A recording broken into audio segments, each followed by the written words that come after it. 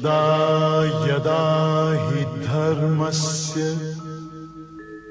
ग्लानिर्भवति भारत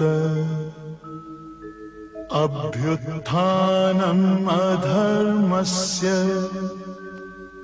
तदात्मानं सृजाम्यहम् परित्राणाय साधूनां विनाशाय च दुष्कृतां धर्म संस्थापनार्थाय संभवामि युगे युगे।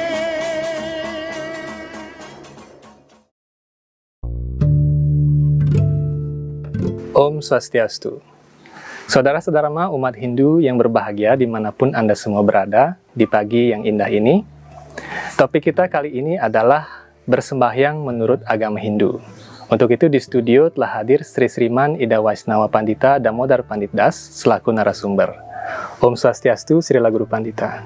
Om Swastiastu. Baik Srila Guru Pandita, untuk pertanyaan pertama pada pertemuan kita kali ini adalah, apakah Weda menganjurkan bersembahyang? Ya, terima kasih banyak. Itu hal yang sangat mendalam sekali dalam kehidupan beragama, masalah bersembahyang. Artinya itu sembahyang itu adalah merupakan suatu hal yang dasar. Karena bersembahyang di sini artinya kita menghubungkan diri kepada Tuhan. Kita menyembah yang Maha Kuasa. Jadi agama itu sendiri adalah berhubungan dengan Tuhan. Karena itu kalau kita lihat dari acuan daripada kitab suci Veda yang telah diberikan buat kita, diturunkan buat kita sebagai umat Hindu, khususnya dalam Bhagavad Gita bab 1865 di sana dijelaskan. Jadi Tuhan Sri Krishna di sana menyampaikan pesannya kepada kita semua. Man mana bawon batu man yaji mam namas guru. Artinya berpikirlah tentangku senantiasa, jadilah penyembahku dan bersembahyang kepadaku. Nah, jadi di sini kita tekankan bersembahyang kepadaku. Jadi karena ini anjuran daripada Tuhan. Tuhan menganjurkan kepada kita untuk bersembahyang. Sesungguhnya Tuhan pun menginginkan kita untuk juga bersembahyang. Ya. Jadi begitu kuasa dan baiknya beliau memberikan kita kesempatan untuk hal itu, dan beliau yang sebenarnya tidak perlu apapun, tapi beliau bermurah hati mengajak kita untuk bersembahyang dengan tujuan apa? Agar engkau datang kepadaku, begitu. Jadi jelaskan dalam ayat selanjutnya bahwa ketika kita lakukan bersembahyang kepada Tuhan, ini artinya dengan cara seperti itu engkau akan datang kepadaku. Jadi kalau kita ingin datang kepada Tuhan, itu bersembahyang. Jadi sembahyang itu merupakan sebuah kewajiban yang mesti kita lakukan dalam kehidupan sebagai umat beragama, khususnya agama Hindu, umat beragama Hindu. Terima kasih Guru Pandita. Kemudian apakah bersembahyang adalah kewajiban atau kesadaran? Itu tergantung dari diri sendiri, tapi kewajiban itu artinya sesuatu yang memang diri kita sendiri punya kesadaran untuk melakukan. Jadi kalau orang lain mengharuskan atau apapun siapapun yang mengharuskan, tidak demikian. Tetapi diri sendirilah yang mewajibkan diri kita sebagai sebuah kewajiban kita untuk menghadap pada Tuhan, bersembahyang pada Tuhan. Demikian. Ada pertanyaan lain Guru Pandita. Jadi terkait dengan yang tadi, jadi apa bedanya antara berdoa dan bersembahyang? Kalau berdoa itu artinya kita menyampaikan harapan kita kepada Tuhan dengan cara, maksudnya bahasa apapun kita gunakan, bisa kapanpun dimanapun bisa kita lakukan. Sedangkan ketika kita bersembahyang mesti di tempat sembahyang.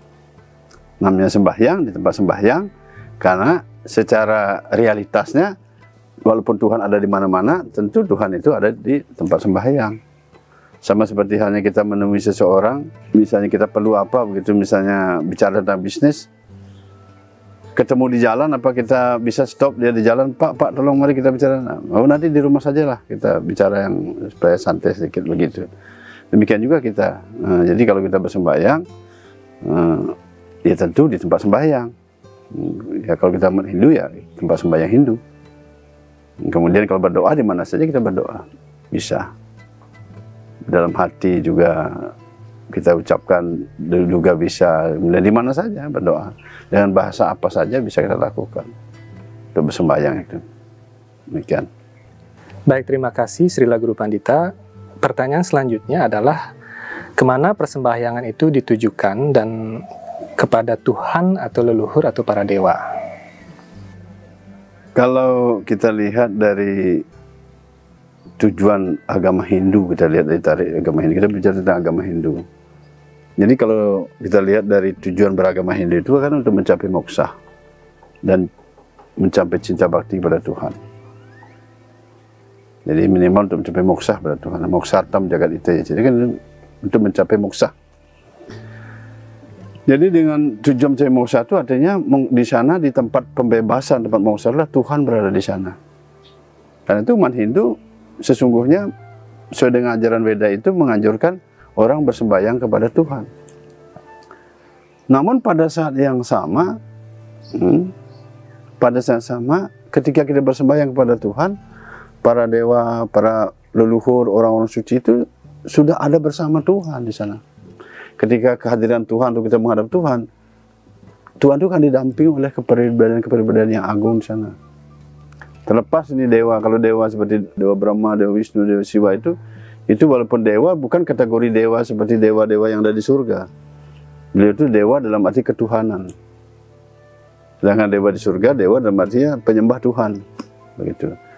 Jadi kalau berbicara tadi, kalau kita bilang menyembah dewa, ya Tuhan ini adalah termasuk juga di kadang-kadang disebut juga dewa. Tapi di sini konteks yang dimaksud adalah dewa yang ada di surga.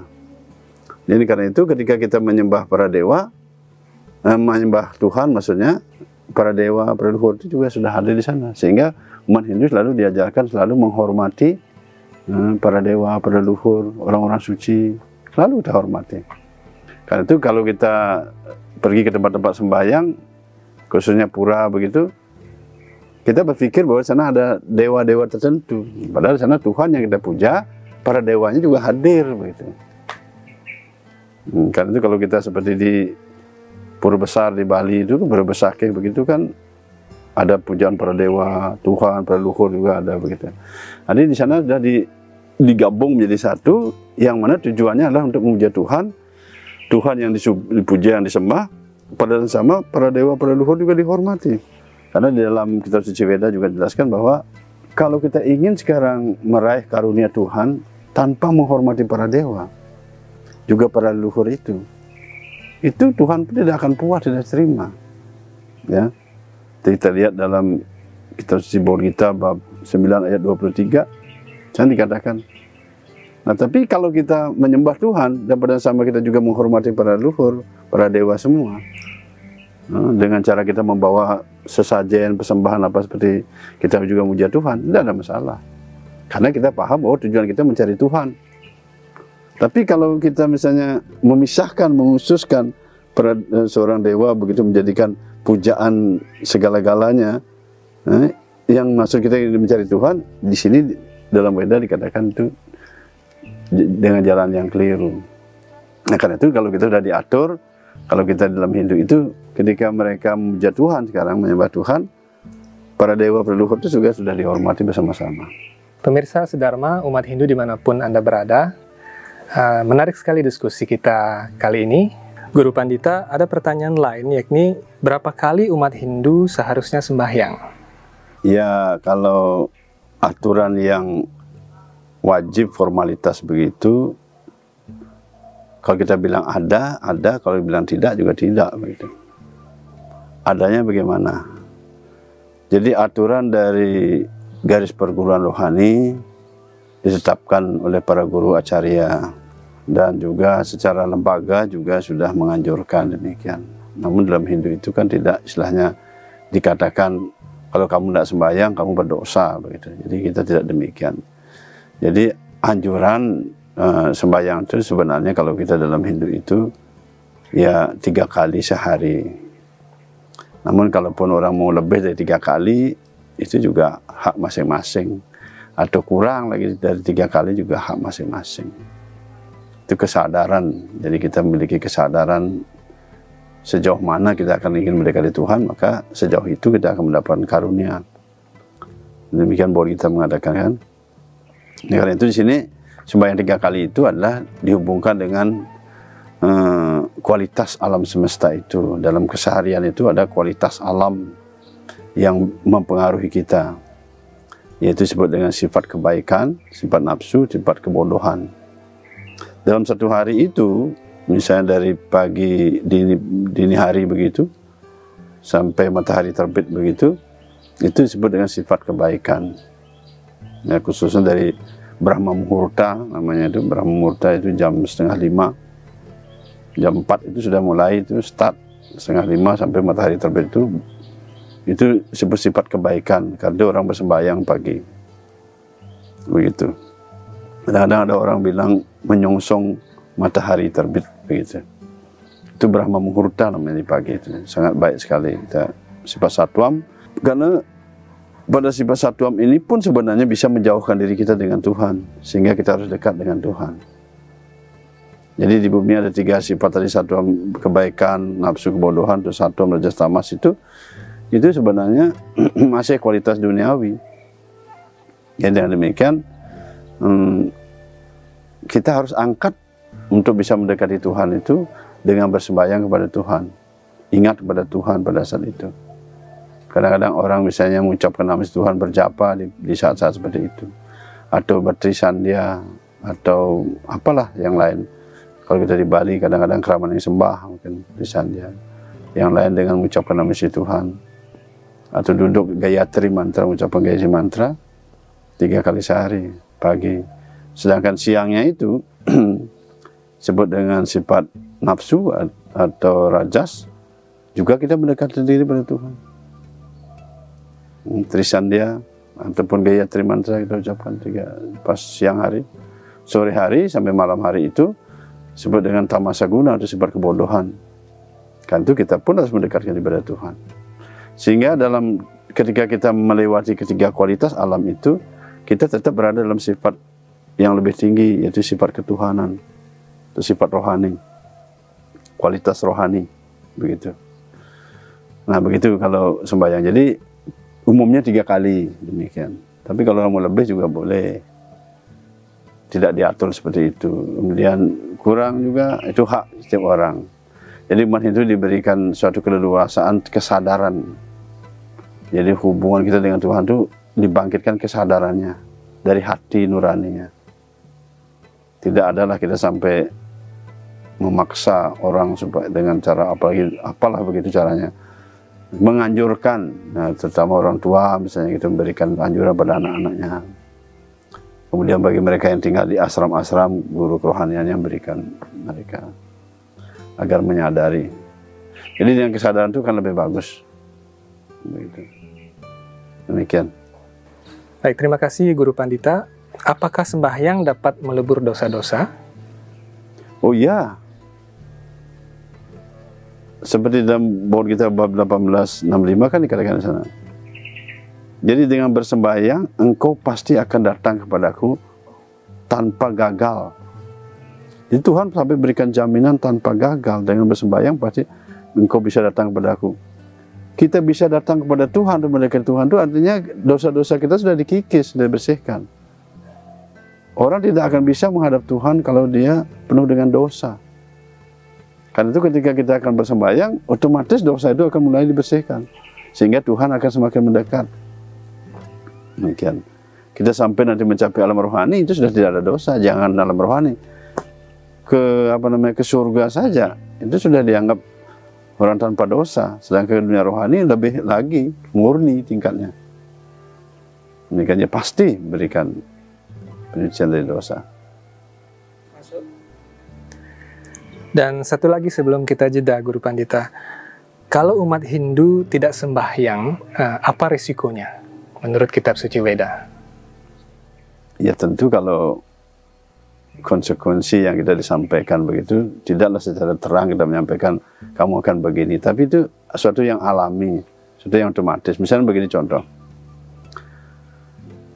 Kalau Anda sekarang ada anjuran pemerintah pada masa pandemi tolonglah kamu keluar itu bawa sanitizer, tutup masker, ada mulutnya tutup begitu dengan masker, cuci tangan dan sebagainya.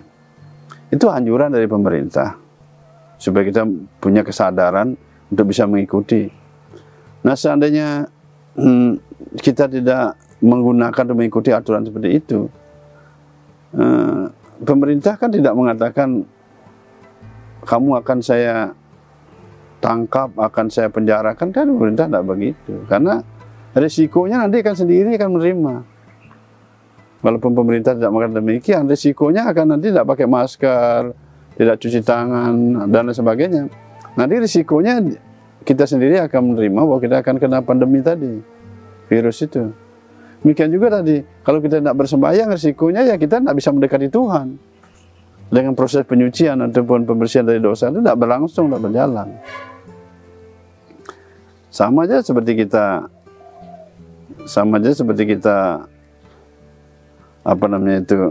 di pegawai begitu. Kalau kita tidak bagus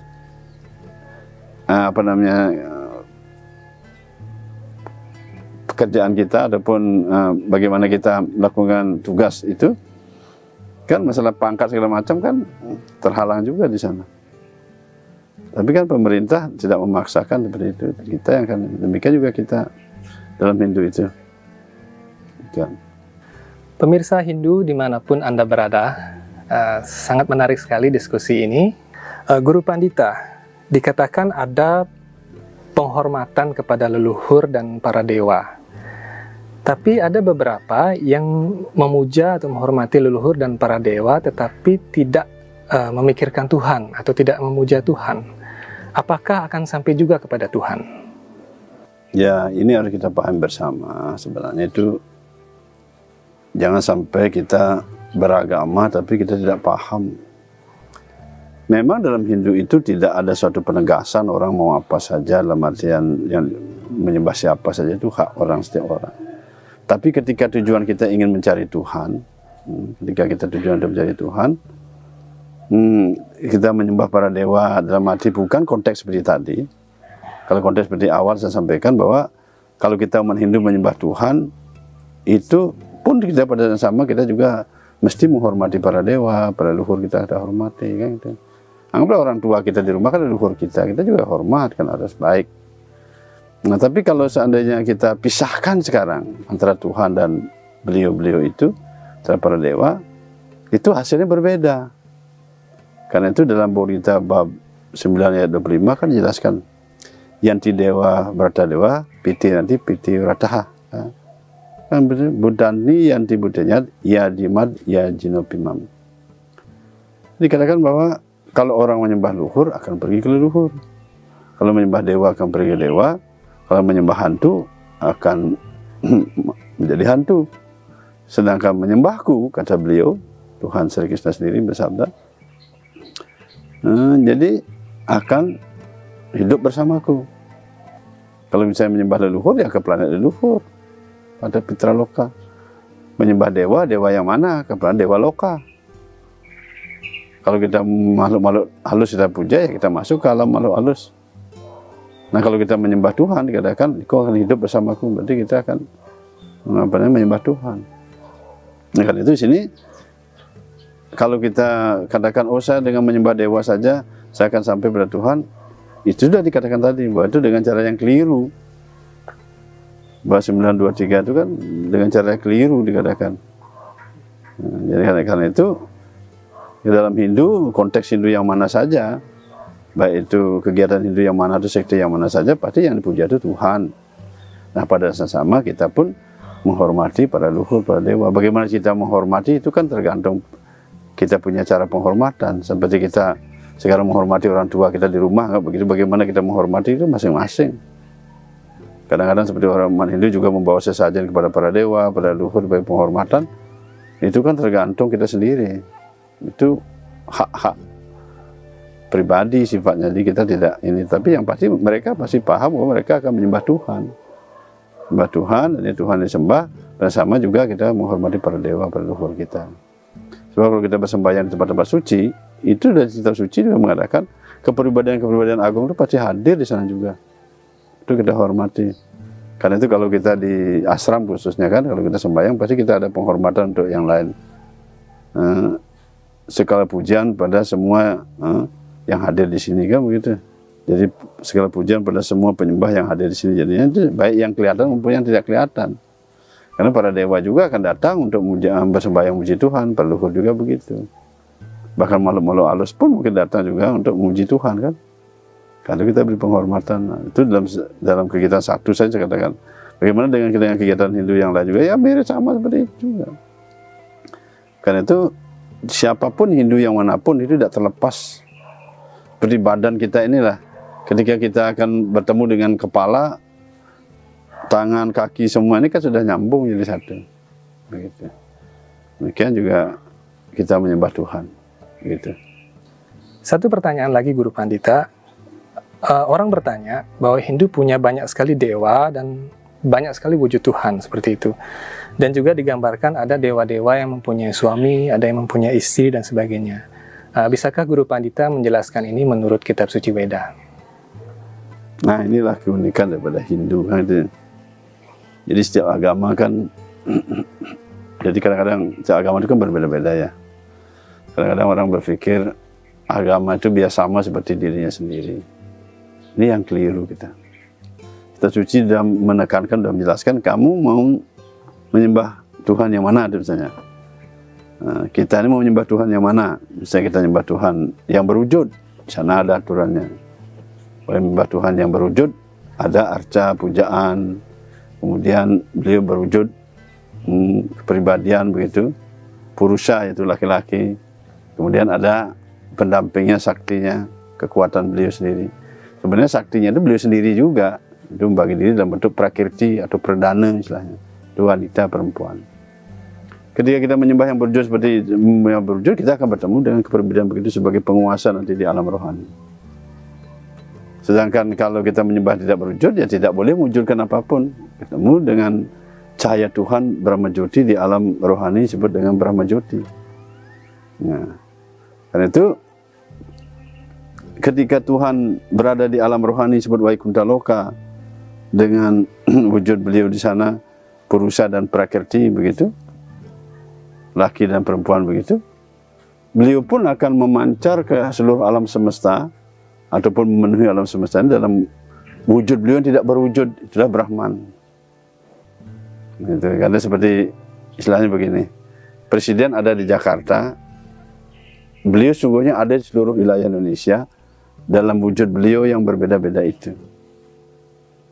Jadi demikian juga seperti itu. Karena itu bagi mereka menyembah Tuhan yang berwujud akan menjumpai seperti tadi. Dan para dewa di surga itu, kalau para dewa yang di surga beda lagi. Dewa-dewi di surga itu yang malah hidup seperti kita, cuman kualitas mereka adalah kualitas satwam. Hidup juga suami istri yang seperti kita di bumi. Sedangkan Tuhan berbeda. Kalau Tuhan sendiri itu, walaupun itu disebut purusa perdana, jadi di sana itu saktinya beliau.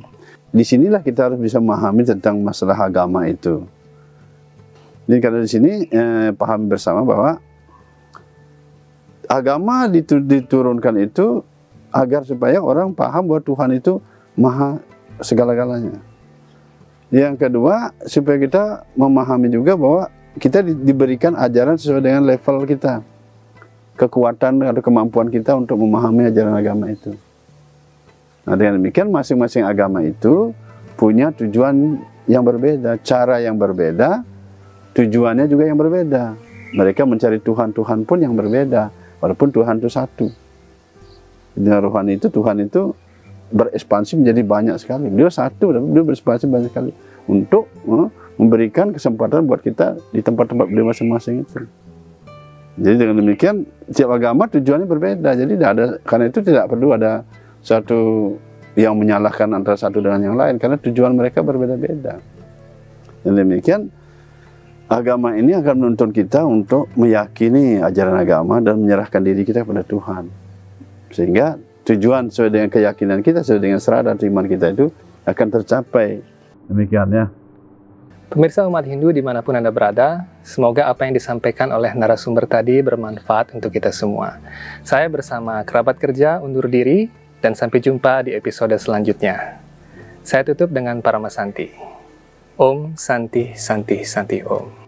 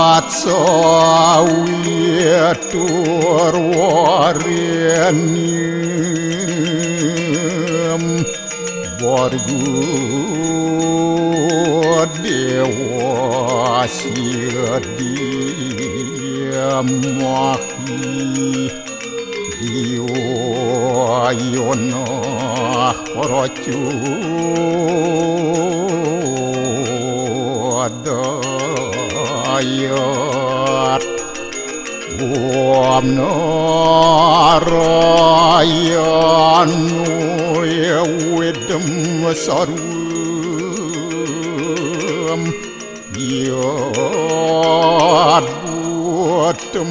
Yastyabhavyam Neskalanku Niranjanu Aruya kalpu nirakyata sudodewiku Narayanu anaduyatyo astyakastit Om Tuam Siwa Tuam Dewa Yaswara Parameswara Warahma Wisnu Asya Rudrasya Warusah Paryaki Ratita Om Papuham Papakarmaham Papatnya Papasambhawa Rahimam Pundarya Kaksir Sabahya Abhyantara Suci Om Kesama Sama Mahadewa Swaru Paranya kita angkara Mamuja Swaru Papidya Walaya Suasadiya Siwa Om Kesantauya Kaiku Dosa Kesantauya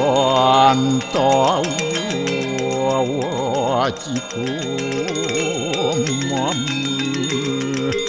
Santauya Manaswa Dosa Permadat kesamam Om Santi Santi Santi Om